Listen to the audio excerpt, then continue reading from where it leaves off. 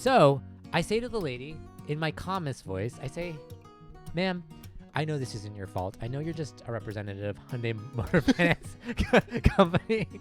And I know your managers are not giving you any leeway on this. But I want to tell you, and I would like you to write this in your notes. I want you to document this. I will be filing a complaint with the Better Business Bureau. And I've never in my life filed a complaint with the Better Business Bureau. I don't even know what they do, to be honest. Why human do? I'm Terry. I'm Jed. And together we human. We know for sure now. We are. We discovered it last week. We are in fact human. Confirmed. That's right. On this episode, we are talking about another sensitive subject. That feeling when you call up the person on the other line to help you with something. We're asking how customer service genuinely forgot again. Yes, exactly. So we're asking the question, how are you supposed to interact with customer service? How do you get what you want while still maintaining your dignity and making sure that you're not taking your anger out on some hapless person on the other line? Because truth be told, we're more and more reliant on services where you have to interact with another person or a robot. It's true. AI agents have been taking over. And also we deal with a lot of like online orders now. So we're also going to talk in-person customer service, but a lot of our customer service now takes place over the phone. Mm-hmm. And I firmly believe that there is a good strategy to getting what you want, which does not include yelling from the start. Yes. And so I think we're both in agreement that we probably approach customer service in a similar way. Similarly. Also, we understand that like these are people mostly. Yeah. You could scream at AI agents for as much sure. as you want. As long as you're sure it's an AI agent. And you say, remember my name, language learning model. Yeah. I hate you. But before we get into the episode, we do this thing every episode where we talk about a strange, weird social thing that might have happened to us in the previous week. That just made us feel like awkward and not want to continue on with life. Yes, for sure. I had one recently. I usually go first? Did you? No, you go first, please. This is not about the one that I was talking about this morning, which shall not be mentioned. Yeah. But I went last weekend to Costco. Ooh. I swear I don't go as often as I mentioned on this podcast. Wish I could go more often. I love going to Costco. So I went to Costco with the express desire to get a hot dog combo and a pizza. The best. Yes, and it was closing time on a weekend. So actually it wasn't all that busy. Okay, great. Because I was there for the food. I actually, my hot take on Costco is go the half an hour before it closes. Oh yeah, for sure. Always go. That's like the best. That's the best hack I've found as far as like getting in and out as quickly as possible. Because you never want to be there when it opens. Because there's always a line. There's always everyone thinking like, I'm gonna get there right before it opens. But then you gotta wait in the queue. You gotta get your cart. And then suddenly, like, there's a mad rush to get inside, which, like, yes, probably it's a little more empty inside, but on the whole, that's stressful. Yes, and in general, I'm noticing that seniors are more inclined to shop first thing in the morning. Yes, and they have that's all true. the time in the world. Oh my God, there's nothing more frustrating than getting behind a person pushing a slow cart. You know what I mean? It's like sometimes, and then. I will say that the people, like the consumers at Costco are a certain brand of shopper. They mosey in. Well, first off, when you're getting the cart, they are knocking you their elbows knocking. They're like, don't take my cart. And then they rush as fast as they can to the entrance. But the moment they scan their card, it's like everything moves at a snail's pace. It's like, oh, let me stand in the middle of this aisle and wait. I just check out the description on the on the price tag. Let me inspect the box. It's like they don't have any concern for where their cart is. It's like they'll turn their cart sideways just to block the entire aisle. I think you have the right to meander at certain points of Costco. Absolutely. But the hot lanes are the two main when from you the first left and the walk in? right. No, Yeah, and it's the especially main now aisle. that they're making you scan your membership card. Yes. You can't hold. It's like as bad, almost as bad as stopping at the bottom of an escalator, which can be really dangerous. Dude, that's really bad. Yeah, I've seen. There have been few times where I feared for my life during my life, but one time was when there was a pile up at the bottom of this escalator because there's nothing you can do. No, you literally just knock into people, and then people just start And I still have that irrational feeling like I'm gonna be eaten by the escalator. Eaten by the escalator. I still think about that. It's such a weird irrational it's fear. It's not gonna happen. No. If you like stand still, it's like you're gonna be inserted like a paper shredder. Right, yeah, exactly. For some reason. You just come out like cartoon style. But I have seen those videos where the escalator speeds up and shoots Oh everyone. my god! Have you ever seen those? No, I haven't. I don't know if they're real, but like I've seen them online. Who knows? It could be AI It's our or like compilation. yeah, I know, right? Where it's just Played like to, Benny Hill music. Yeah, it's just like the like whatever slows down the escalator like breaks and it just like speeds up and shoots people off it. Yeah. So anyway, they're basically that's how they treat at the beginning at the entrance of a Costco. Yeah, they're take it like, back to oh, Costco." let me just stop right here. Yes, have some spatial awareness. Spatial awareness. Like just be aware like in behind you, like slightly, like kind of like do a little like left right behind you to make sure there's no one like directly behind you. Because you might have some leeway with the shopping cart, but this also applies to being a pedestrian on a sidewalk. Yeah. Oh my God. Also that. You know what I think the proper thing to do is hug the side. Especially as close as you can get to the side, hug it. Especially if you're more than a party of 2. Oh, absolutely. You ever have like a group of like 3 or 4 people walking in a straight line? Okay, this is a great question. Like, okay, and it mostly happens like not in a twosome always, but like a lot of times like when you're in a threesome, because it's really awkward, right? Like when you're in a twosome, like you're definitely walking side by side talking to each other. Yes. But when you're in a threesome, you take up the entire sidewalk, and also you don't want to like leave someone behind. So either you make like a triangle where you kind of like are able to talk to each other, but then the moment comes when another couple or threesome is walking toward you, and you have to go single file. You're basically with enough people that you're covering the entire sidewalk. So you're walking like the mighty V, whatever the V, the Mighty Ducks, the V, the flying V, the flying V in the Mighty Ducks. Right. So you're taking up the whole space, and then you see another group coming towards you, and you just got to make that momentary decision, like, because some people, I will say, some people are very rude, and I have to walk on the lawn to get out of their way, and I'm like, no, that's not how it works. You all split halfway and you file past each other. That's the only respectable way to do it. And the thing gets me more incensed when I'm a single person, like a solo person walking on a pedestrian, and then a group of 3 or 4 is approaching, and they don't push move, you off. And I have to walk on the lawn. That happens all the time. I actually think that happens more than when you're in a group, because a lot of times when groups come toward each other, they know they have to kind of move. Yeah. But when a group comes to a single person, they think, like, you don't we outnumber deserve. you. Yeah, we can take you on. Don't worry. The injustice. It's awful. The absolute injustice. Okay, sorry. So I sidetracked us. It's a good but sidetrack. you know, we talked about escalators. We talked about we talked about walking on the sidewalk. This is because we're talking about Costco. Yeah, exactly. So as previously established, I was there to get a hot dog and a pizza. Oh, okay. And only that. It was about half an hour before. And a drink, close, because the drink comes with it the hot comes with dog. the drink. Yes. And that's a second part, which I don't have to get into. But anyway, I ordered from the kiosk, and they have designated lanes for kiosk orders. Yes. If you are not purchasing from the kiosk, it's not always explicitly stated, but there's a specific line for buying with cash. Okay, sorry to bring us on another tangent, but what is okay? So ever since I will say I do have a gripe. Okay, I want to ask you: do you feel that the kiosk purchasing system has improved the Costco food court? Because before, what happened was you would go up to the counter, you'd queue up in line, you'd pay at the counter, they would give you your food. Now you go to a kiosk, order your food, you get a receipt, you wait in line, go to the cashier, they hand you your food. So for you, do you like the new process better? I think it's expedited. Okay.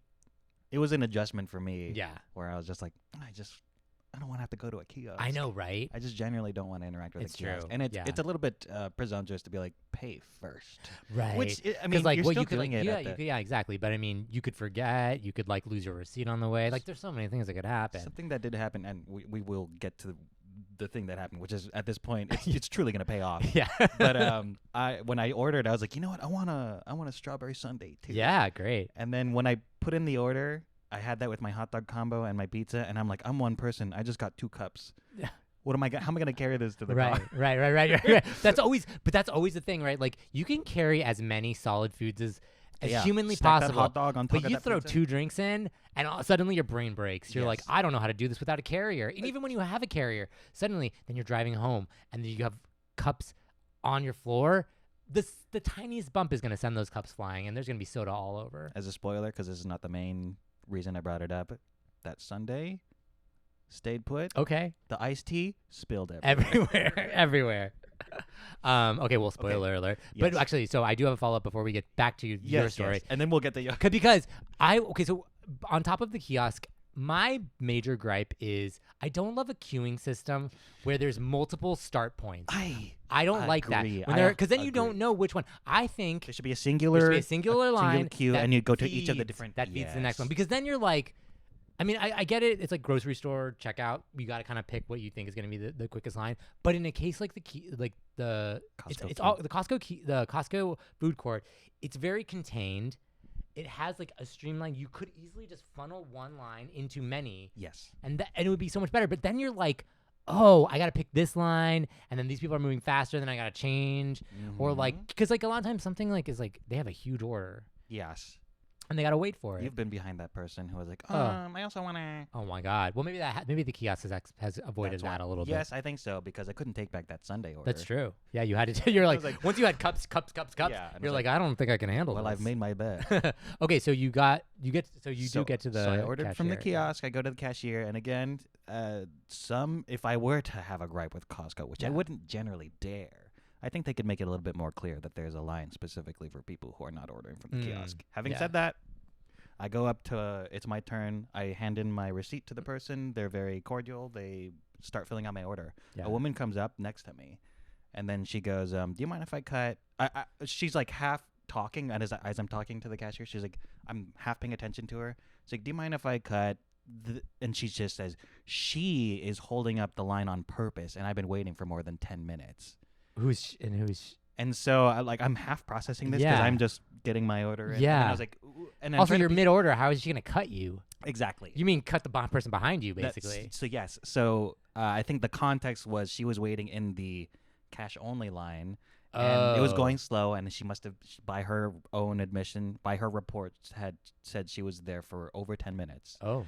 And that is a long time. And that she was intentionally slowing down the line. Whoever's in front of her. I don't know if it was the cashier. Oh, okay. Like they're deliberately slowing service because they're close to close. I don't know if they would intentionally do that. Okay. Who's to say? Yeah. But as she's saying that, I've like handed my receipt, and then I like process what just happened. Yeah. And I'm like, you're probably gonna have to ask the person behind me because I already put in my order. Yeah. And then she just kind of stayed put right next to me as if she was with me. Oh my God. She immediately pivoted her strategy. Yeah, and to I was be like, I'm with you. Yeah, and I was like, it's like, let me ask. She's basically pretending like the conversation you just had was like familiar. You know what I mean? So the person behind you thinks like, oh, they know each other. Yes. It's just a continuation of the order, which is very sneaky. I don't like that. In my higher-minded nature, looking back, I think this person was frustrated. Sure. And wanted some validation for the frustration of having to wait for a long time. Of course. Maybe you're hungry. I don't know the context behind how immediate you need that cheap, delicious, I know, right? food. Yeah. But at the time, I was just like, I just want my hot dog. There is, I know, right? You were like, you were in your Zen place. I was also kind of like, how am I going to carry my drink? Yeah. It's so funny when you have like something else in your head, another problem you're solving. You're like, I can't deal with your problem right now. I got a problem of my own right now. Lady, my mental bandwidth is stretched. Yes, absolutely. It's like when you go to your task manager and you're like, what's the GPU usage or whatever? How? Both hands, pizza. I know, right? All these things. How am I gonna do this? I get in want those the moments. I know. I get in those moments where I'm probably zoning out because I'm like thinking through a problem in the future, and I'm just like, I can't focus on anything else. You know what I mean? Ordering at Costco is just generally as frantic as being at Costco. Yes. It's just like everyone is in this like headspace of like simultaneously taking as much time as they want, but also like rushing also at the same time. This sale's only gonna last for me. Exactly, right? And part of me feels for that woman because like she, there are those moments where you are just so enraged or like your emotions have gotten the best of you that you like have no ability to make higher level reasoning skills. You know, you lost those reasoning skills. And probably she was in that moment where she was just like, I can't think right now. This is the only thing I can do. Let me talk to this guy and hopefully he'll just like solve my problem for me. So I think like probably not the ideal thing to do, but also like maybe a little grace for the moment that she was in. Yes, for sure. Yeah. Again, higher-minded nature, I can appreciate the frustration. Yeah. At the moment, just give me my hot dog. Give me my hot dog. Give me my hot dog. The resolution to this is that she did eventually end up turning to the people behind her, and she said the same thing, like, sorry, I've been waiting for 10 minutes, and she's let me explain deliberately that. slowing down. So don't know her name, but she. And it's like the mental justification of like, I'm allowed to do this because I've been wronged.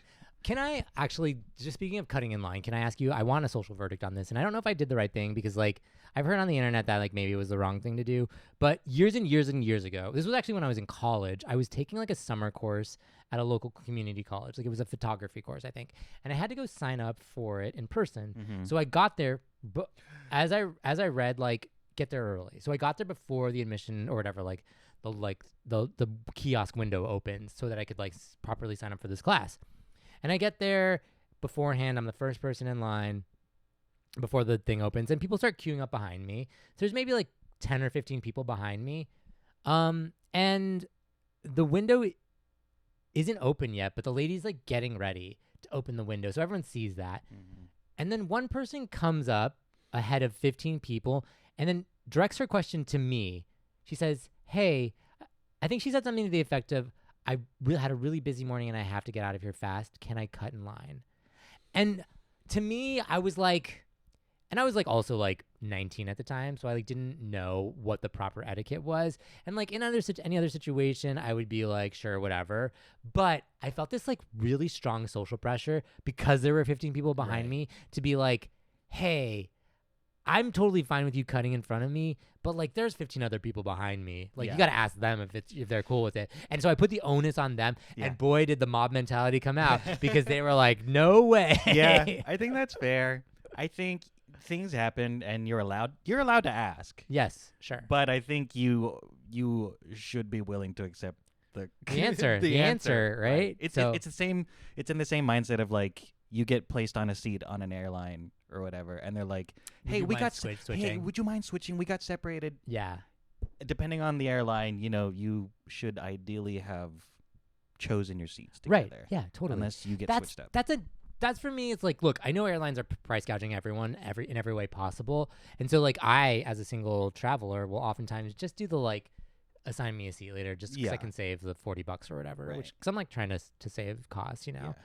So I do that, and I'm willing to accept the possibility that I end up in the middle, which is the worst possible thing. But a lot of times I do end up just on an aisle or aisle or window. Aisle, window, middle. But I will argue, if you're traveling with two other people or you're a family, do not rely on the kindness of strangers to resort you into seats next to each other. You just pay up front because you got to do it. You got to call it the family tax. All right?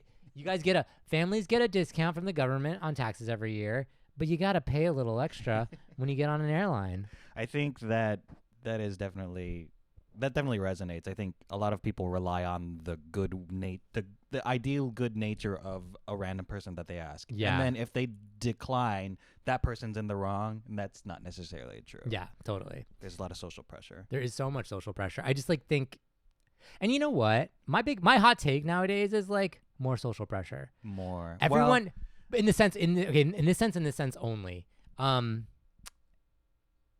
Shame is dead. I was gonna say shame is dead. Shame is ineffective. We have a president who cannot be shamed into anything, and that, by virtue of being in the highest position in the country, has bled into every crevice of our society. So public shaming does not work anymore, and I think we need to bring back a little bit of public shaming. And look, I am totally aware of the great deal of harm that shaming has done to marginalized groups, but I will argue that shaming keeps people in line, and sometimes people need to be shamed into good behavior. I think that's fair. It's an issue of the idea that some people are immune to shame. Yeah. I think the people that are susceptible to shame are the ones that are too sensitive but to it. Do you think... I do agree that it is an effective tool. It should be utilized more meaningfully. But yeah. It's easily... What do you think? Okay, do you think there are people who are actually immune to all shame? And B, if there are people who are immune to all shame, what is the mechanism by which you keep them in check? I don't know. Kill them. Sorry. We don't promote violence. We don't promote. No. No. Go ahead and bleep that. Yeah, we can bleep that. They're going to demonetize us off of our zero. Yeah. It'll be like, beep them. Beep. But like a kiss them. Kiss them. I'll dub over. Kiss them. Love is actually the answer. Love is the answer. That's what's missing in their lives. I don't know what the answer is for people. Because I don't know. Maybe it's a matter of playing in if it's a narcissism thing, they could be playing into their ego. Possibly. That's true, right? It's like you do a little carrot. You do a little stick. You do a little manipulation. I mean, that does seem like to be the answer to Trump a lot of times. It's like shame doesn't work with him, but like, man, like when he met Appeal to Mom his Donnie, nature. Yeah, and right. he was just like he like fell in love with him basically. Apparently, you know? yeah. But I'm just like, all you gotta do is be like, get him in a room and like Mhm. flatter him a little bit, and suddenly he's like your best friend. Yeah. So yeah, maybe I think everyone does have an Achilles heel and like something that works on them, and it's not always shame, but I think broadly speaking, let's bring back shame. I think so. And I think of that when I see when I see cars with anime bumper stickers. Oh, It's a two-sided thing of like shame should be brought back as an anime fan, but also good for them for willingly being socially repellent. Yeah, that's true. Or is it a sign that like anime is now in the mainstream culture? Is that That's also part and of it? as someone who was shamed for enjoying I know, it, right? part of me You is have a kind of like particular offense by it. you need to experience a little bit of shame around the exactly. things you enjoy, so that it's more defined that you enjoy them. That is true. I do think there is this like sort of you had to work for your joy. You know what I mean? You had to like suffer You to just be able get to enjoy this it at the thing. Zeitgeist. How I know dare it's like very generational too. It's like I had to consume my anime inside a dark room with all the windows shades drawn, the door shut. You're not repressed. You're not repressed. The nerve. Now you watch it in public. Now you Exactly. plaster it on your bumper. I know you have people with bump anime stickers where the woman's like tongue out and everything, and so just the final button on the Costco thing. Yeah. The woman said that to the person behind them, and the group behind were very amenable. Like, sure, of course, yeah. Turns out she couldn't place an order because she was not in the cash-only kiosk. Well, that's what I was thinking the Cash-only whole order. time. So she I got was declined like, and she had to go back in line. Yeah, that's what I was thinking too. I was like, there's a cash only line for a reason. Yeah. And if she's trying to pay cash, she's not going to get anywhere going to the going to the line where they don't even have a transaction. Yes. Like it could be a little more clear. I know it could be. I You're will right. say. Yeah. But yeah, it didn't On pay the off whole, for we her. still love Costco. Oh my God. We give Costco 10 out of 10. We give Costco customers a lower grade. Lower grade. But, you know, But a community isn't always representative of The worst of it. I don't know. I don't know what the answer Yeah, is. yeah. I think fandoms, I don't even know what the answer is for that one. We have been to a Costco in Iceland. We did. We went to a Costco in Iceland. It was so calm. So calm. We so took a lovely. bus there. Yeah. And the selection of fish was delicious. Delicious. Fresh. Who knew on an island they would have fresh Why? fish? How? But no, I mean, I love going to a Costco in another country because they always have like local specialties. Yes, absolutely. And that's how you get to know truly how you get to know the culture. That's truly, this is what... You go to the IKEA, you go to the This is what Costco. the common person enjoys. We went on long on mine. What happened to you? What awkward thing happened to you? I'm trying to think if this is okay.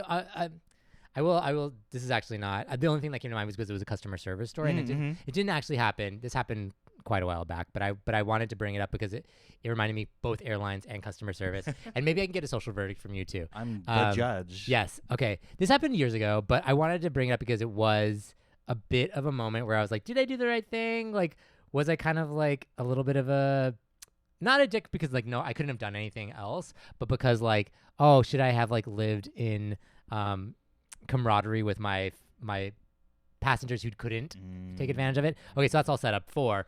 We were flying back. It was a work trip. I was flying back from Sundance, actually, years and years ago. It was just like we would go just as a group, and so it gets really packed. The flights to Park City get really packed because it doesn't experience that much travel normally, but like for a film festival that big, like a lot of people are coming in and out around the same times. So all the flights were like booked up and beyond capacity. And they had more flights obviously, but there were still like not enough. So they asked people in our flight to get bumped. With and surely a little... With a little... That was the carrot? thing, with a little carrot. And normally I don't bump for those things because it's oftentimes just like mileage or whatever. And I'm like, it's not really worth it to me, especially if it's like way later or I've already arranged like pickup and things like that. But in this case, they were offering $500 in a Visa card. Like a Visa card that you can use anywhere, not just at an airline. Sponsored by Visa. And they were only bumping us 2 hours. So I was like, hell yeah, I'll do take this. that. So I like ran up to the front and I was like, yes, I'm taking this. Funny, there was another coworker who also took the deal, but 2 other coworkers of ours happened, I think, to be on a slightly different flight that we all got to the airport at the same time though, but they were on a slightly different flight, so they weren't offered the exchange. But I get up there and what ends up happening is they give me the gift card and the flight gets delayed anyway. And so I end up leaving like at the same time. But my 2 coworkers who didn't get the offer, I could see the look on their faces. I remember being like, "Oh, they're mad. They're mad that they didn't get offered this." And like, and in some ways, I was like, "Oh man, should I like offer to like split it with them?" I was like, "I can't. This is just how the dice are rolled, exactly. right?" I was just like, but part of me felt a little guilty for like being fortunate enough. And like, look, I've literally never been upgraded on a flight by accident, or like by like randomness. So I was like, I'm gonna take this win because I never win. I never get a free win in life. I think that's the kind collectivist sort of mentality. Be like, oh man, what I'm getting comes at the expense of others, but it didn't really even come at the expense of anyone else. It's just like it could seem like it. It seems like I got an unfair fun thing that happened to me, but like that happens all the time. That's in just life. roll of the dice. It's roll of the dice, really. I think you're fine. Okay. I don't think. I mean, it would again in your higher-minded nature be like, oh, I can understand the frustration. I know, but you're trying to get your $500. Oh my god, and that was like a lot of money. Costco I was like, back in the day, that was a lot. I was like, this is incredible, and like I don't have to use it on another flight. Yeah, I can use it anywhere just accepted by Visa. That's it was good. It was a good deal. Yeah, like I was like, I came out on top. I mean, like work had paid for the flight too, so I was like, I didn't even have to spend any money on this. This is great. Dude, that's coming up. Yeah, that's coming up in life. Coming up. Yeah. And that's what it looks like. That's what it looks like to come on up. No crime. I think. Okay, thank you. I think it's better. Because you run the risk of being like, hey, I know things really worked out for me. Just want to let you know, sorry. Yeah, exactly. It can be interpreted that way. I know. And at this, you don't want to rub salt in the wound. Sometimes you don't have to acknowledge it. Yeah. So that's and that was like a fun those are the fun times when customer service is like they're like happy to come up and be like, hey, I'm giving you $500. Right. Yeah. Because more often than not, they're like, ooh, I'm ruining someone's day. Yeah, totally. I'm the only thing that they get to face. Yeah. Speaking of actually just randomly, like I don't know if this is a hack or anything, but I did do this recently. But like so you know that when you don't pay for a seat, they assign you like at boarding, not at boarding, but like probably when you check in. So it's like you don't even get a seat assignment until basically like everyone's already bought their tickets. Yes. And then they dole out the rest of them. But what I've done sometimes recently is I'll go to the gate agent if I have a bad seat beforehand, and I'll be like, hey, are there any other seats available, like a window or an aisle? Like one time I did it because I was traveling with my sister and we bought separate tickets, and I was like beforehand, because then you avoid the whole like, can we sit next to each other? Asking a person to move versus the people that are enabled. I think PSA, go to the gate agent beforehand. If you're planning on asking someone to move, just go beforehand to the gate agent. And look, if they can't help you out then maybe you can go. And if you are, again, you have to accept the possibility that you're going to get a no. Yeah. But can I also, God, this reminded me of the most, can I just really go on? No. This is the worst thing that's ever Oh my God. I've never seen Terry express. No. But this was such a slimy, tricky thing that someone did to me on a flight one time. I was one of the last people to board. I had an aisle seat in the very last row. I get to my seat and someone's sitting in it. I say, hey, you're sitting in my seat, my aisle seat. And I had chosen the seat early, so I was like, I knew I had an aisle. The guy turns to me and he goes, she took my seat. And so he points to this woman who's like, oh, yeah, like it's my seat over there.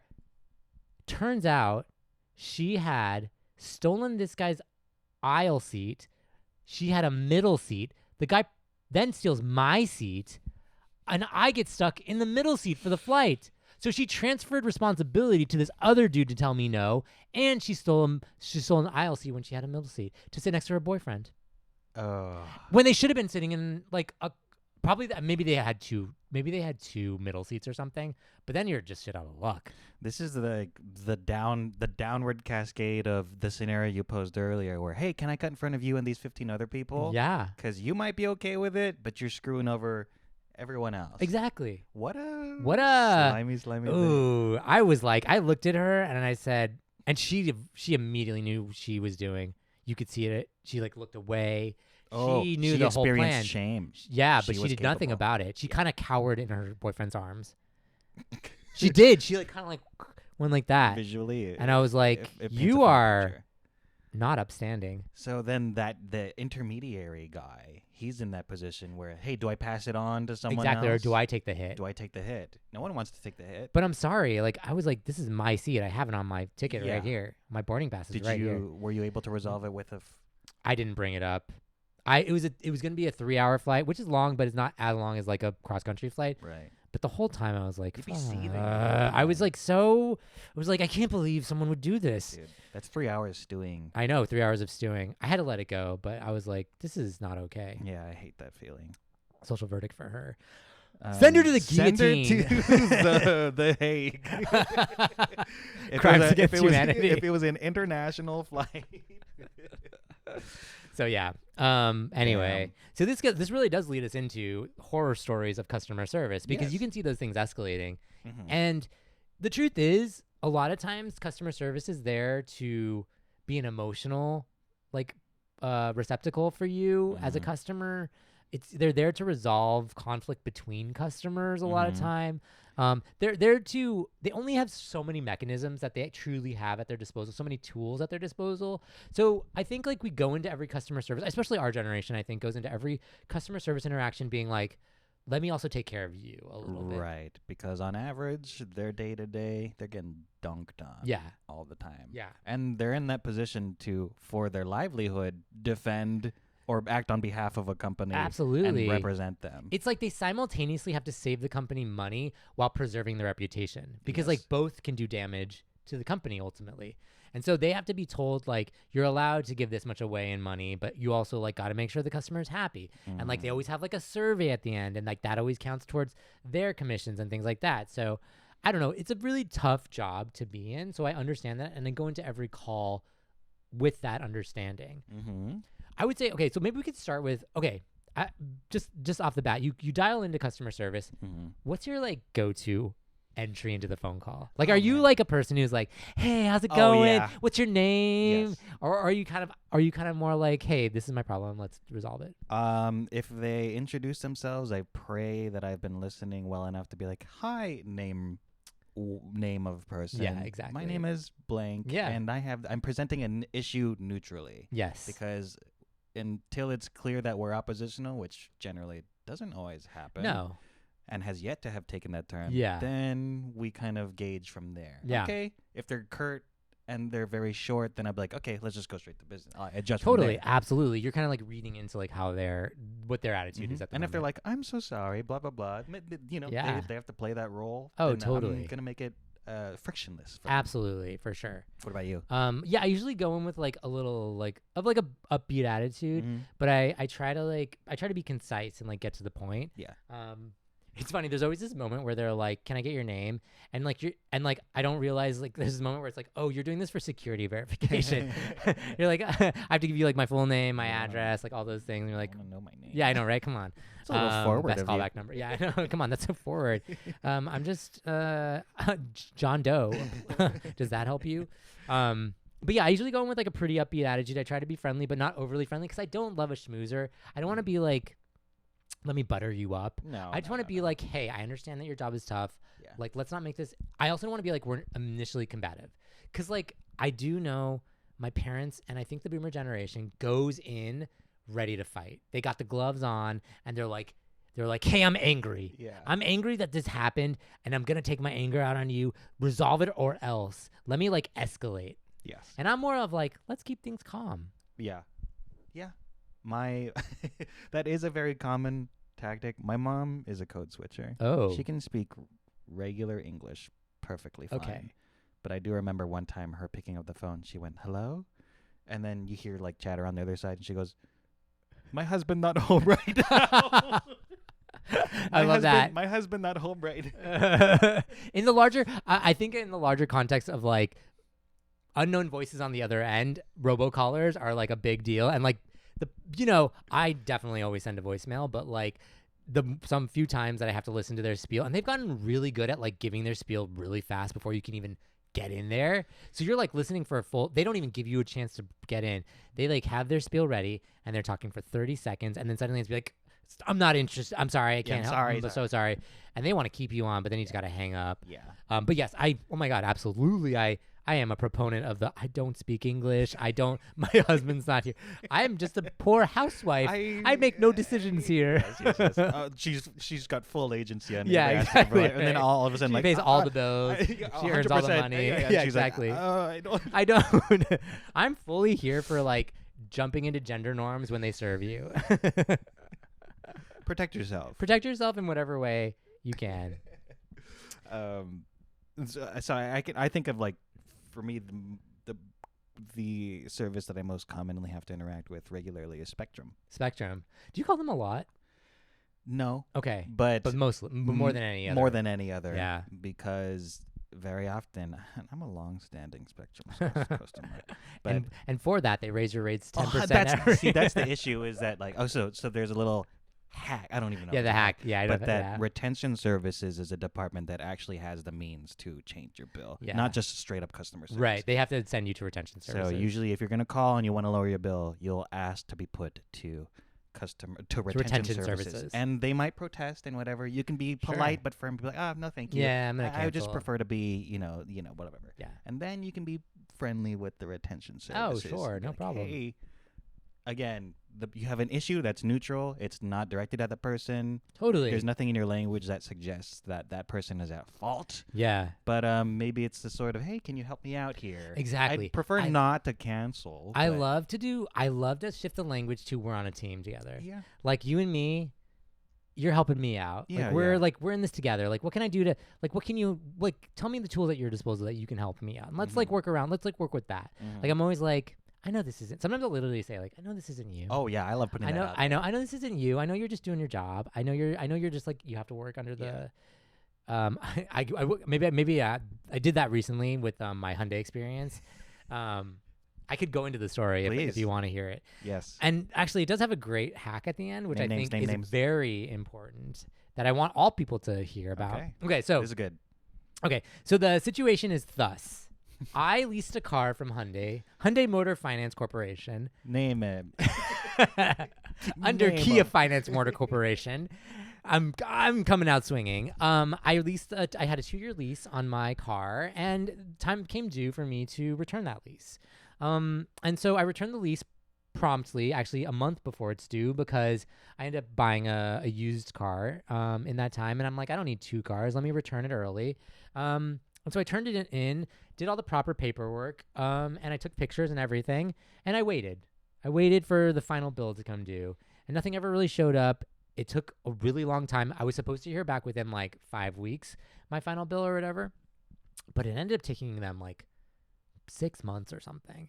And so I get my bill, and I immediately know sort of that I'm going to have to fight, because earlier I had reviewed my lease, and I had prepaid for some extra miles, according to the lease that I signed. So I was like, oh, okay, so great for me, because I went over a little on my mileage allotment. And so I said, great, I paid for some of those miles. Like, let me get credit for those. And so on the bill, I calculated the amount that they charged me in excess, and it did not include the extra miles that I had paid. So they were double charging me for those miles, which I had prepaid. And so I call up Hyundai Motor Finance Corporation customer service. Name names. And I ask them, I say, hey, this is probably just an administrative error. I'm sure you guys didn't mean to overcharge me. You're giving them the benefit of the doubt. Giving them the benefit of the doubt. In, not swinging. Exactly. But just like, hey, there's a mistake. It must have been a clerical error. Exactly. Not your fault. Not no intended malfeasance. But you guys charged me a little more. I went through the list of like charges that they charged me. I was like, I'm cool with this charge. I'm cool with this charge. I'm cool with this charge. It's just this charge that I'd like to like take a look at. And the reason why is I have my signed lease that I signed at the dealership. And it says that I had an extra allotment. First they tell me we don't have that lease. Our lease doesn't have that on it. I say I have a scanned copy of a contract that I signed with a pen, and that's the only contract that I've ever signed. I don't see how you can have another contract. They say the dealer sent us a different contract. I say I signed one contract. You should honor the contract that I signed. Okay, so I'm talking to this poor customer support woman, and she's like, okay, send us a copy of the contract. I have a scanned copy of that contract. I email it to them, to their customer support. And they said, call back in 24 hours. So I call back in 24 hours. They want to wear you out. They want to wear me out, but I'm not gonna go down without a fight. So I call them back 24 hours later and I say, hey, just following up on this. I sent in the email. She, this new woman says, okay, we got that. I have to escalate this to my management team. So she goes back.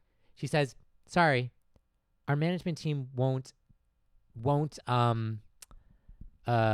the word? They won't not acknowledge, but they won't accept whatever. They won't accept your version.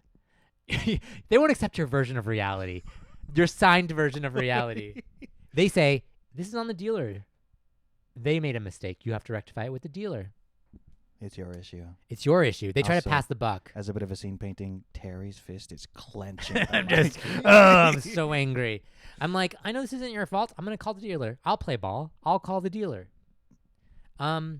I realized the dealer has shut down.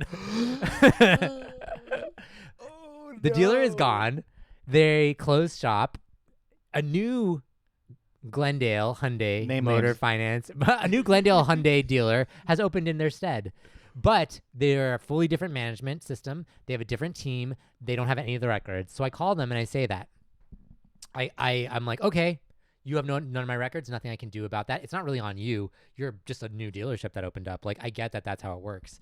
So I call the people back and I'm like, hey, little problem here. You pass the buck to a dealership. They don't exist anymore. They're like, okay, let me see what I can do. This woman, she's like, I'm gonna go back to my management. They have I imagine this like back room of managers like sitting in a room together, like deciding whether they can. And again, let me be frank here. This is like $150 to Hyundai Motor Finance Company. That is nothing, but to me it is so crucial. It's on principle. It's on principle. I paid for these miles. I want to get my credit. I have given them legal proof of what I've signed and our agreement together. They come back to me and they say, sir, there's nothing we can do about it. I say, so you're saying it's on the dealer. The dealer has closed. The dealer is a representative of you, Hyundai Motor Finance Company. Name names. And you are unwilling to give me $150. I'm never going to, you realize I'm never going to lease another car from you again. You're willing to sacrifice someone never leasing from you again or buying from you again for $150. And these are the big questions that I'm like, this is when customer service needs to understand, like, oh, this is for the betterment of the company. Like, I need to be like, you're losing a lifelong customer, like a customer who would have come back to you had this gone well. Because had they been like, no problem, man, it's like $150, we'll give it back to you. I'd been like, wow, Hyundai Motor Finance, in my book, gold star. They're just gonna clip this part. Terry, here's a review. Here's my review. Okay, so at the very end of this, I'm at my wit's end. I'm like, I see no other solution. This is a multi-day affair. Oh, it's a multi-day affair. Honestly, it's happening in various places. Because I'm calling around from. I've called at least 3 or 4 times now at this point. So I say to the lady in my calmest voice, I say, ma'am, I know this isn't your fault. I know you're just a representative of Hyundai Motor Finance Company. And I know your managers are not giving you any leeway on this. But I want to tell you, and I would like you to write this in your notes. Yeah. I want you to document this. I will be filing a complaint with the Better Business Bureau. And I've never in my life filed a complaint with the Better Business Bureau. I don't even know what they do, to be honest. I've just heard of them. So I heard their name and I use them as leverage in a last ditch effort to get Hyundai Motor Finance to pay me my $150. The lady says, okay, she fully calls my bluff. She's like, I'm documenting it, but I can't do anything for you, sir. I immediately hang up the phone, so angry. I open my browser and I type in Better Business Bureau into Google. I immediately file a complaint and I say, I want this resolved. And then I hit submit and I upload the documents or like upload any any legal documents or whatever. I upload the same document I sent to Hyundai Motor Finance Company. and I see as I do it and I press enter and it sends off into the Better Business Bureau and I say, yes, I've done my civic duty.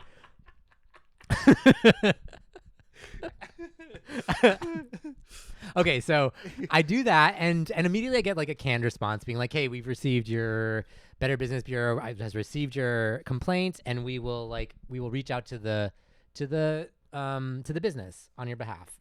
I'm like, great, this is amazing. I love the Better Business Bureau. I think like only 1 or 2 days go by. I get a call from a number that I've never seen before. Leaves a voice message. It's a call from a woman, not from Hyundai Motor Finance Company customer support, names, but from their management team. Who was their corporate management team. They say in their most groveling voice, we see we see you've had a complaint and we'd really like to rectify this.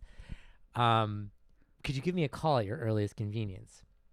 We end up playing phone tag a little bit. So I call her when I get her voicemail. I leave a message. Eventually we connect. It's this, I think, Korean American woman. She has like a slight accent. I assume Korean because it's Hyundai Motor Finance Company. Names. But she calls me and she says, she recaps. She's read all the notes, so she's very professional. She recaps. She says, I see that you've contacted customer support and that you had a little like disagreement on the lease. I see that we have a different lease on our file than you have on your file, but here's what we're going to do. We're going to honor was the word I was looking for. We're going to honor the lease that you were given, even though it was the dealership's fault. Had to put that out there. Had to put it out there.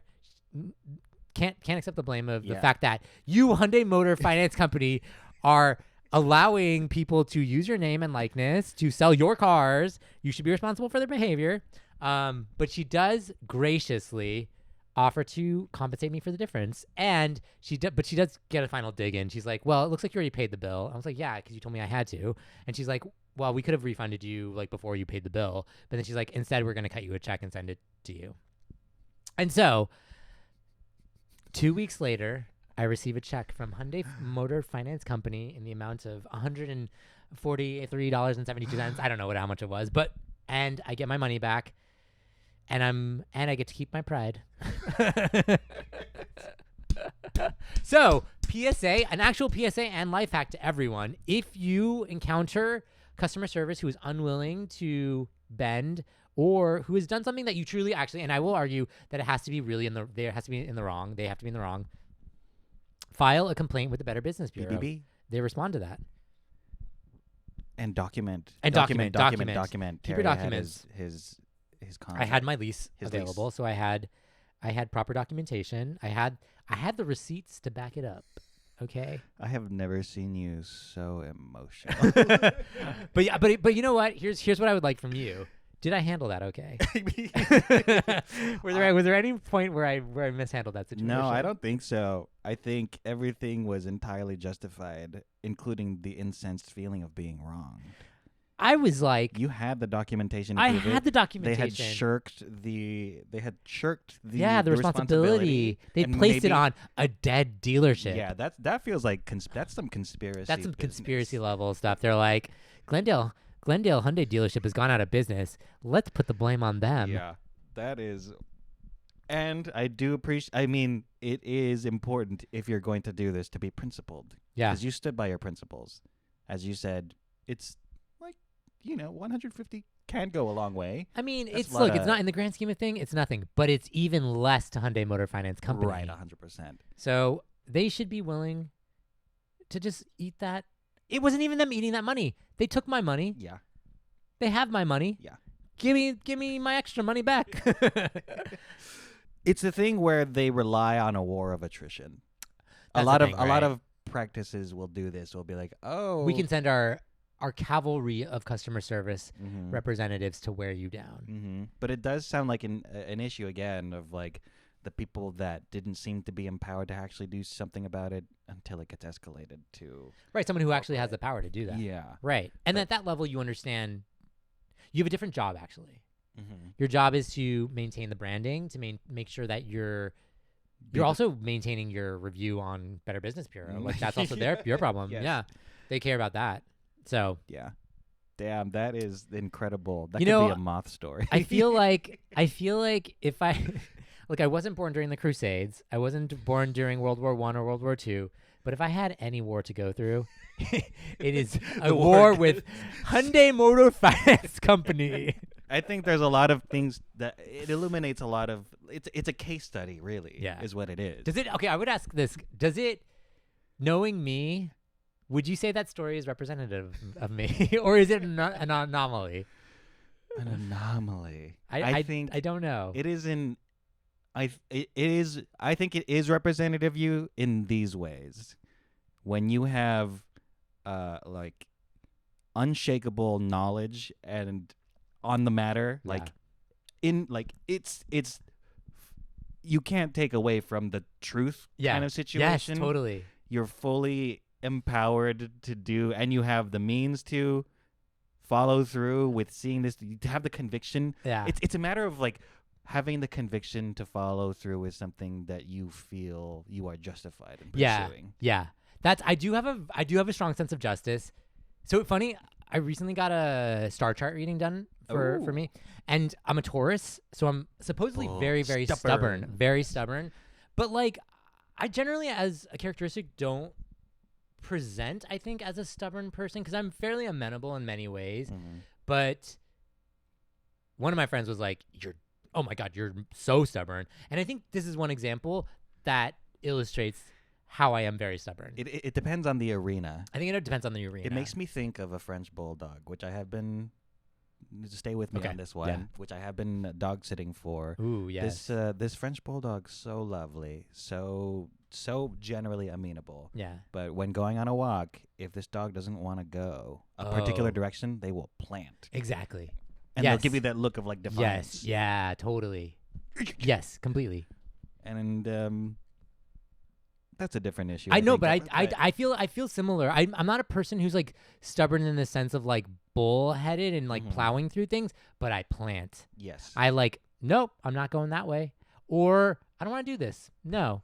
You know what I mean? I'm like, no, this is how it is. And like no amount of like, but did you consider this? And like, would you do that? And I was like, no, this is what I believe. Yes. And again, I think I have to be in a position where I like have the receipts. Yes. know what I exactly. mean? And that's where I think it is. It's being able to. You're just so backed up with Yeah. full proof. Yeah. And full like. I can't even articulate what I'm trying to say, but when there's just When there's no arguing, there's no argument. it's like to the be facts made. are there. The facts are there. Like, don't try to pretend like I hate when people pretend like we're in a different reality. Yeah, Like, I was like, yeah. we're in this reality. I signed this lease agreement. It's in writing on paper. Yes. So, If you know who Terry is, it means a lot if he says, I will never. Because a lot of people weaponize the idea of like, oh, you lost a customer for life. But this is a customer you don't want to lose. I know.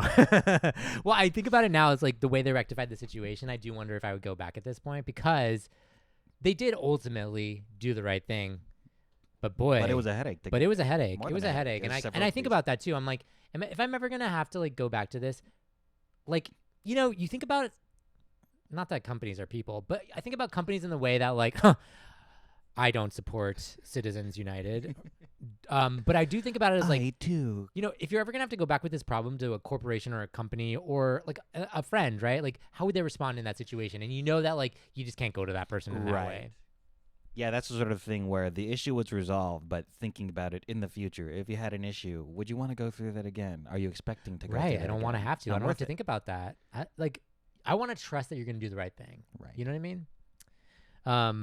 So yeah. Anyway, that was my like big battle was one. Epic. And You know what? I took pride in that. At some point, it became about pride. It became about like I've got to see this through till the end. Mm-hmm. I'm gonna do everything at my disposal so that I can stick it to Yeah. Hyundai Motor Finance Company. Look, there's not a lot of avenues in our lives currently where we can enact justice It's for true. ourselves. It's true. We're so powerless. We are generally powerless, and we're just subjected to things day in, day out of like, hey, there's nothing you can do about this. Nope. But these are the little fights Yeah. that that start a real Absolutely. revolution. Have you recently or had a moment in any time that's notable where you had an in-person customer service experience or altercation, or if it was pleasant, was good, is there, because like most of my customer service interactions now are over the phone, which sometimes is, for the most part, I would argue that like I've had like fairly good experiences. Even the Hyundai Motor Finance Company experience was fine with the woman who was like, everyone who I was talking to was fine. It's just like they weren't arriving at the solution that I needed. Like they were all pleasant to talk to. And I knew that it was more of a matter of like, what tools do you guys have that you can employ right now to make me happy and feel fair? Like I was fairly treated. But I used to like fear, I hate to say it, my mom is like a very like mostly subdued person. But as a kid, and I recently thought about this because my sister and I, we never really talked about it, but she was like, "Oh, mom was such a Karen," and I didn't realize it. But I always would get I would just like, I remember being this one time at Macy's or something, and she was going up to customer service, and I had been through it enough that I knew what she was gonna do. She comes out swinging, and I remember being like 7 or 8 at the time, and just being like, I need to hide because I can't be associated with my mom at this moment. And she was like, and I was just like, even at that age, I was like, there's no reason to be combative at this moment. You literally have the receipt and you want to return something. It just has to be a pleasant interaction. But she always came out like with this bit of like, this is a fight. And my dad will do that too. And I think it is a generational thing. Like I think boomers definitely approach everything with this like entitlement. Oppositional. It's oppositional, yes. Oh, entitlement. But there's an entitlement to it. Like, I'm the customer is always right. I don't know, sidebar. That statement has been misinterpreted. The customer is always right. Oh, yeah. Yeah, because you know what it means, right? So it actually means the customer is always right, not in the sense that like when they come up to you and they say like, give me my money back, I'm always right. It's not that. It's that the customer, by what they buy, will tell you what's working and what's not.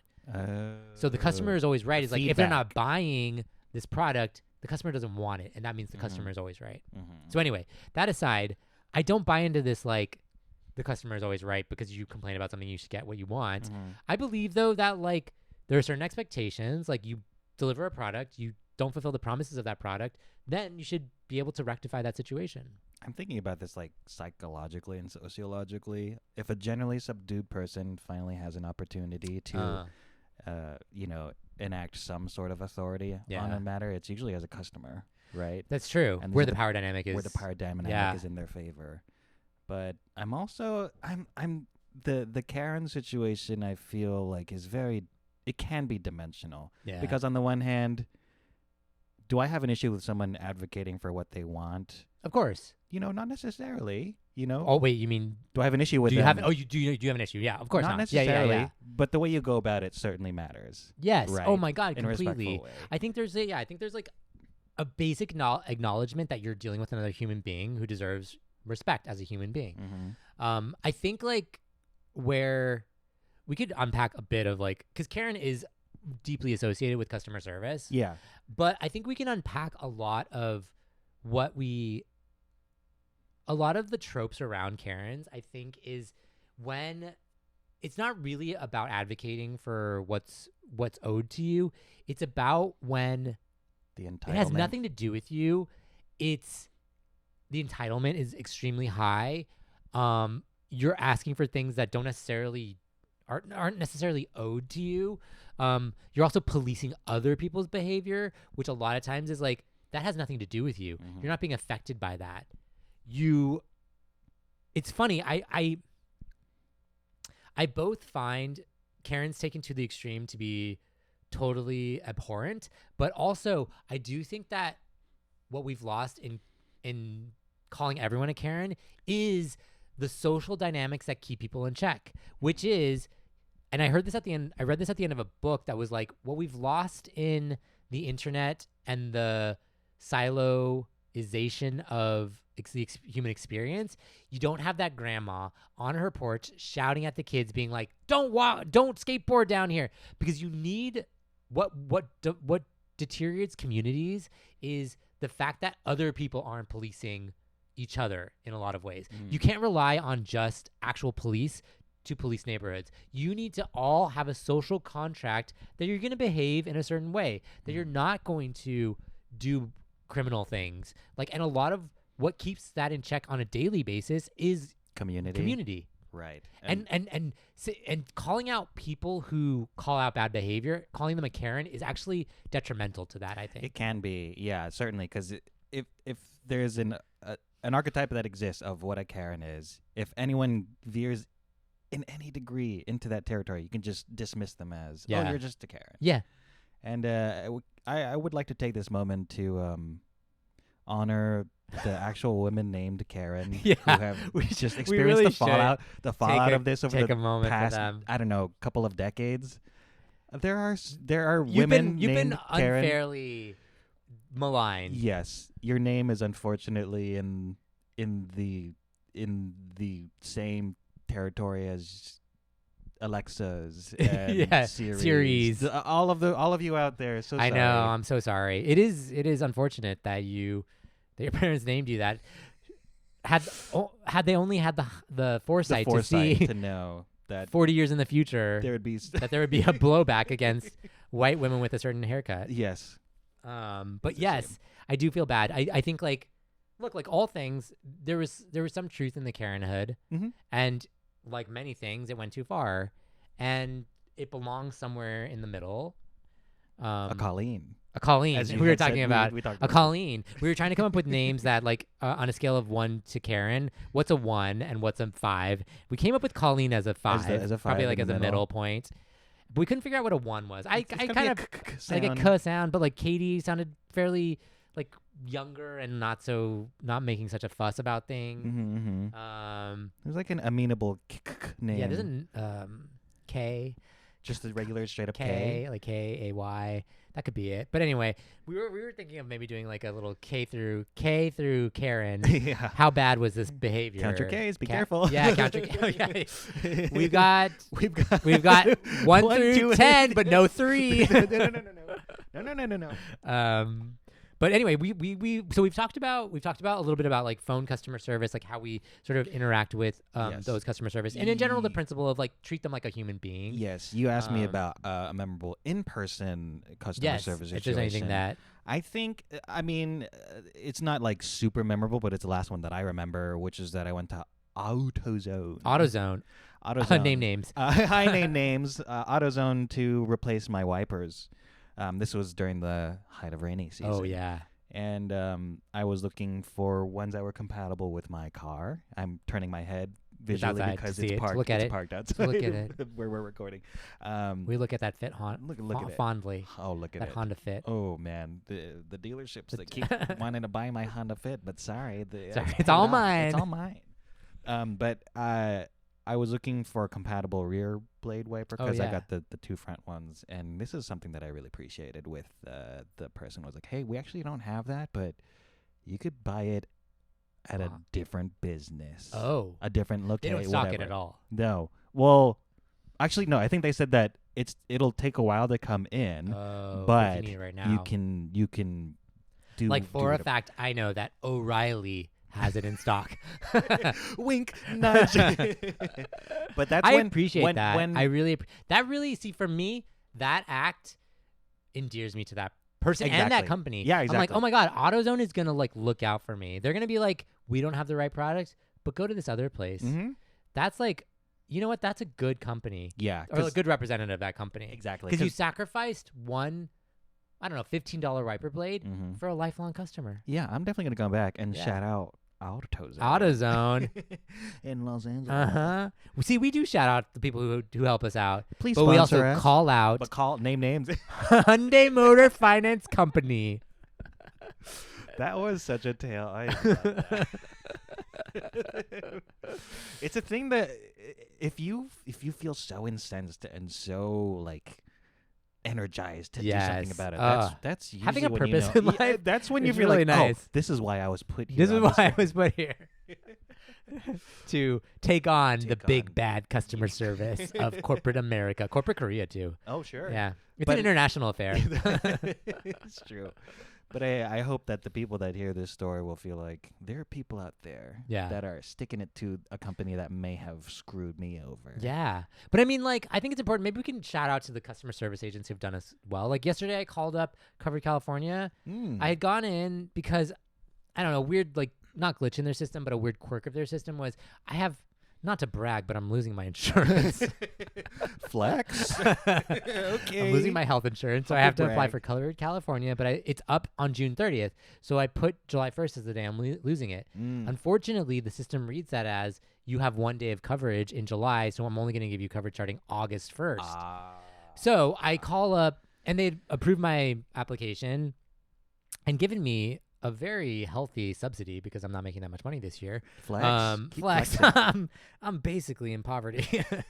But the woman, I call up the woman hoping that she can resolve it because I can't resolve it on my end. I can't change the date for whatever reason because I want to get coverage for July 1st through July 31st as well. And we have to go through this like kind of like ordeal. She couldn't do it on the first round. She had to call her supervisor to like be able to like change the date. They ended up having to cancel my first application and doing a new application. But you know, after 40 minutes or whatever, she figured it out, and there was no point at which I felt like frustrated or anything like that. She like explained it to me.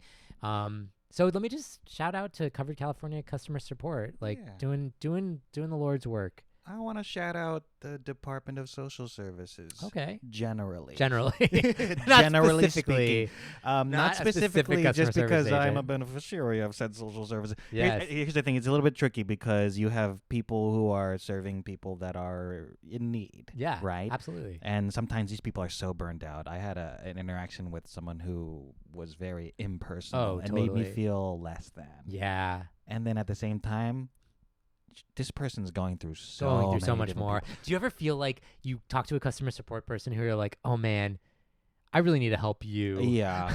You're like, you're really going through it. Like, I know you're supposed to be helping me, but let's take a moment just to be like, are you okay? What's going on in your life? Sometimes I'm just like, let's make this like this feels bad for all of us. Let's get this over as soon as possible. But I will say for the people that are working for the social services that do make that call, that still give that human touch. It's a lot out of you. Yeah.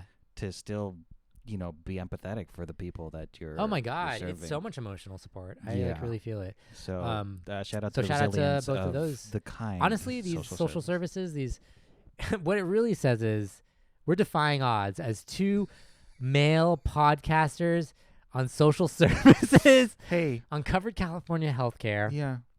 We're really breaking that glass ceiling. Shout them out. We're thriving here. Brag. Is there anything else that we should cover in the aspects of customer service? Customer service. I will. Okay, so let me just say this. I had to be a customer support person for a year. Oh. It was at my first job. I'll couch it in a slightly different way. It was one part of my many jobs because I got hired as like the first employee at a company. Whoa. And so they had a million things to do. And so I had to answer customer support emails for like a year. It was awful in so many ways. It's like, because the service was, people were giving feedback on screenplays. And I had to be the one when they were upset at how badly their screenplay was reviewed to be like, is it a legitimate screenplay review or did they mess up? And a lot of times people are just so angry that their pride and joy got destroyed by some reader. It's personal. It's creative. And it gave me a lot of sympathy for customer support people. I was not a good support. I mean, I was fine at it, but I'm pretty stubborn and I'm like. Kick rocks. Yeah, right. I'm just like, guys, you spent all this time writing this 4-page email to me when you could have That been could've writing went into a something else. You could have written a screenplay. But Use anyway, use that but I energy. did have to like do that for a while, so it did teach me. And I think it's like a good thing, right? Like everyone always says, like everyone should work a customer like a retail or like waiting job, like a wait staff job, but just so you know. And I've never actually had to work a wait staff job. I've actually tried, but no one would hire me because I have no experience. Kick rocks. But but I always do try to be very understanding to wait staff. Yes. I think like for me, just like wait staff, customer service, they're all people. Mm-hmm. They're all doing their best. Mm-hmm. Sometimes though. And reserve, like I have this principle, which I can also extend to when you're allowed to like get mad at customer service. I have a rule. You're only, and this is a very specific rule when you're in a parking structure. You're sorry. It's it's a different rule. It has nothing to do with customer support, but you're only allowed. My rule is you're only allowed to wait for someone to leave their spot once a quarter. Otherwise, you have to keep going. You just keep going. Don't hold up the line. So pick your battles. Quarter of the year. Quarter of the year. Once a quarter, once every twice a year maybe. You're allowed to stop and wait and hold up traffic to wait for a spot. Especially even on the lower floors. Use the same rule of thumb for customer support. Don't stop. Don't hold up the back. Don't hold up the line to get angry most of the time. Save it. Save it for that one time that things are really, when it's really, there's really no spot in the parking structure and you have to wait. Like when Hyundai. When you're backed up against the wall. And Hyundai Motor Finance Company is not willing to honor the lease that you signed, you reserve that moment for that time. And that's all I'll say. Yeah. Pick and choose your battles. Pick and choose your battles. And you can still be kind about it. Yes. You can still be kind about it. That does sound like a really good ending point, but I also wanted to throw in Please the aspect of I worked in a deli, which I am happy to tell Terry about all the time. Yes. I used to work in a deli. It's my And yet he's never made me a sandwich. I haven't. All right, give me the ingredients. I'll make you a fierce Chipotle chicken plate.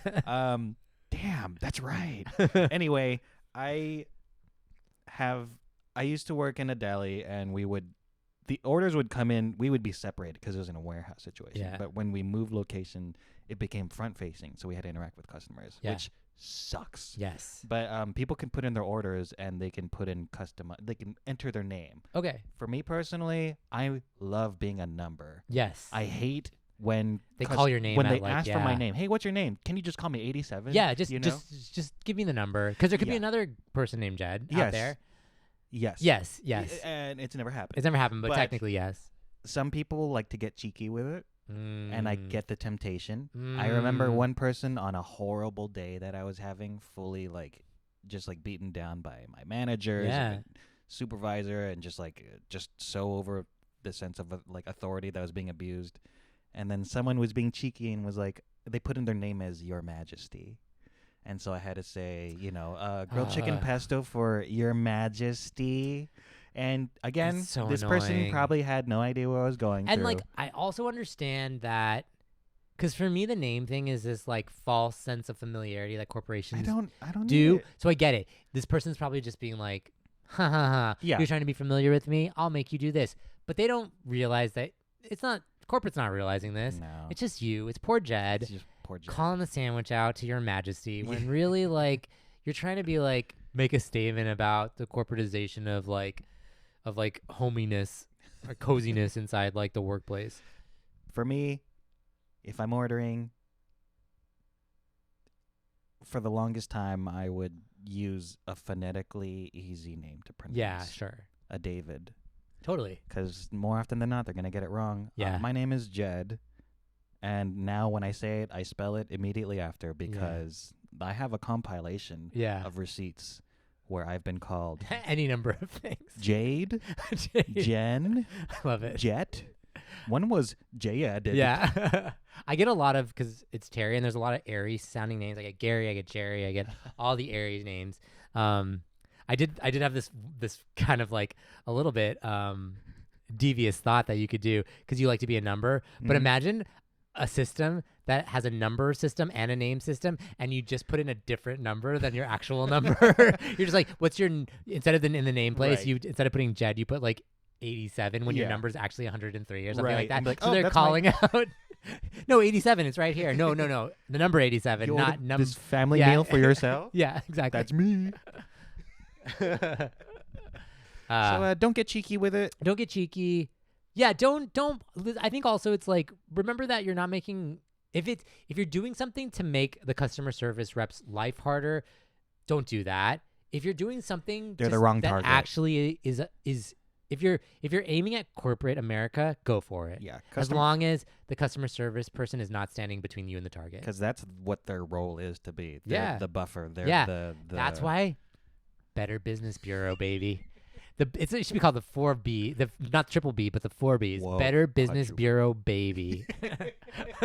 quadruple B. Because that is a direct target on the corporate back. That is Because that is a review. They get a rating by the Better Business Bureau, baby. baby. So if you want to hit them where it hurts, go to them. Go to the Damn. BBB. That is B, really, B, B, it is really funny when you're like kind of bluffing and be like, well, I have to follow I through. gotta do it. I gotta do it now. And then you realize, oh, they actually have authority. Yeah, they could do it. We learned a lot in this episode, I think so. Yeah, we talked about customer service. We talked about how to be kind to customer service. We talked about some real hacks Yeah. to getting what you need Yes. without being mean to someone Yeah, else be or making it respectful. awkward. You're interacting with humans. Sometimes they're not even from this country. Yeah. Oh my God. We didn't So even many get into times. that. Most Yeah. of the time they're somewhere totally different. Yeah, So absolutely. yeah, be kind to that Be kind. Filipino man. Yeah, absolutely. in Manila. Most of them are in the Philippines, and I can say this. Yeah. I mean, it's just an observation, really. yeah, they're it is. outsourcing. It is an observation. They're And outsourcing again, everything. that's a reflection of companies just outsourcing absolutely. their issues and now putting upon. And once AI agents become cheaper than Oh those my workers, they're gonna go God. there. Oh God. So just wait for it. Pretty soon, none of our customer service hacks are gonna work, and it's just gonna be like you're gonna have to say some obscure code Yeah. that like gets you your way. Yeah, exactly. Computing. Yeah. That's a That's a well for me. This could be a time capsule of 2026. Oh my when God, we they're- have no idea. We're humans. We're we're still answering humans. calls. Yes, exactly. I feel good about that. I feel good about that. I'm Terry. I'm Jed. and this has been another episode of Why Human Human Do. We're more decisive with That's what we're right. saying. We it know what now. we're saying We now. are human.